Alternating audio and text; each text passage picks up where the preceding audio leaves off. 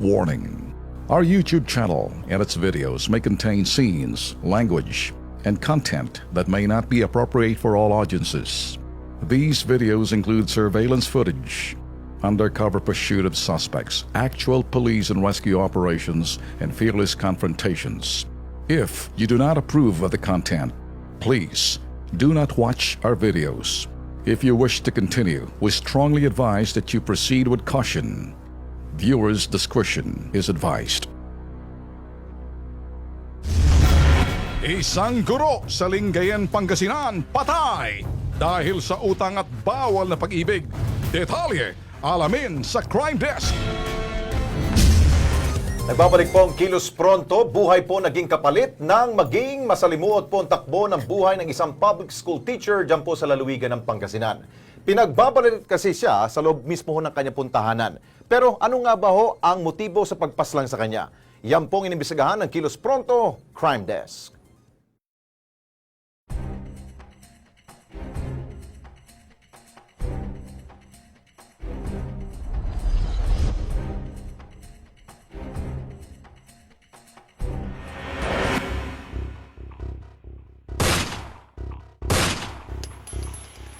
Bumulagtang 38 anyos na elementary school teacher nang paulanan siya ng mga bala sa loob mismo ng kanyang tahanan. Sa barangay Poblasyon, Lingayen, Pangasinan, nito lamang 19 ng Setyembre, taong kasulukuyan. Kinilalang biktima na si Wewina Tigno. Rumisponde ang Lingayen Municipal Police nung gabing mangyari ang insidente, pero tanging dugo na lamang daw ng biktima at mga basyo ng bala ang nadatna nila sa crime scene. Sinugod daw kasi sa ospital si Wewina pero dead on arrival ng biktima. Base sa autopsy report, 7 tama ng bala ang tinamo ng biktima. Malinaw na posibleng matinding galit ang dahilan kung bakit ipinapatay si Wewina. Ayon sa mister ng biktima, na piniling itago ang kanyang pagkakakinanlan dahil sa takot.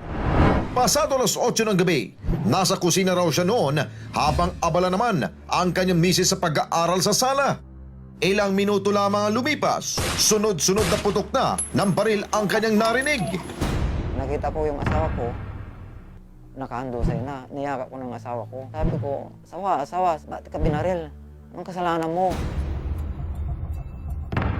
Sa tindi ng takot ng mister, hindi na niya nagawang isalba pa ang naghihingalong asawa. Tanging pagligtas sa kanyang 3 anak ang kanyang ginawa. Mabilis namang nakatakas sa krimen ang hindi pa nakikilalang suspect. Malakas ang kutob ng mister na posibleng niresbaka ng kanyang may bahay dahil sa mga utang.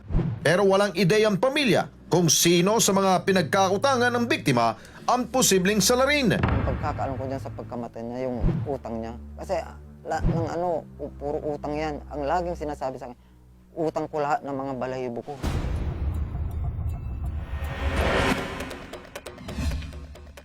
Bukod sa anggulong utang, ayon sa pulisya, maaaring may kinalaman din sa third party ang motibo ng pagpaslang sa biktima. Sa cellphone daw kasi ni Wewina, nakalkal na otoridad ang chain text message na naglalaman ng mga mensahe tungkol sa kalaguyo umano ng biktima. Sinarecover natin yung cellphone niya.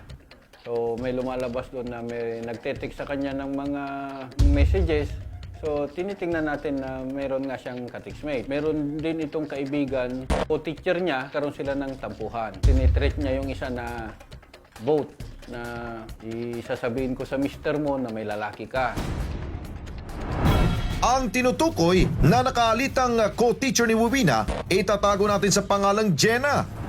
Itinanggi niya ang akusasyon laban sa kanya at sinabing wala siyang kinalaman sa nangyaring krimen. Sa artist sketch ng pulisya, lumabas ang mukha ng gunman.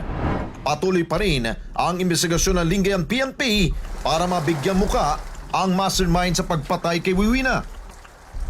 Sa ngayon, nais ang pamilya ng biktima na mabigyan sila ng sapat na proteksyon dahil may mga kahinahinalang mga tao umano ang umaaligid sa kanila. Masakit sa dibdib ko ang nangyari sa anak ko. Hanggang ngayon, hindi pa ako nakamove on. Ay, mga apo ko ang iniisip ko. Bakit niya ginawa yan sa aking anak? Batang-bata pa yung anak ko.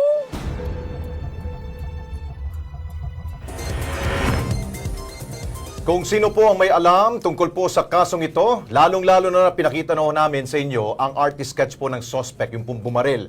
Ito po, kung mauulit na natin para ho sa inyo pong kaalaman po ng ating pong mga manonood. Mangyari lamang po makipag-ugnayan po sa Lingayen Municipal Police Station, hotline number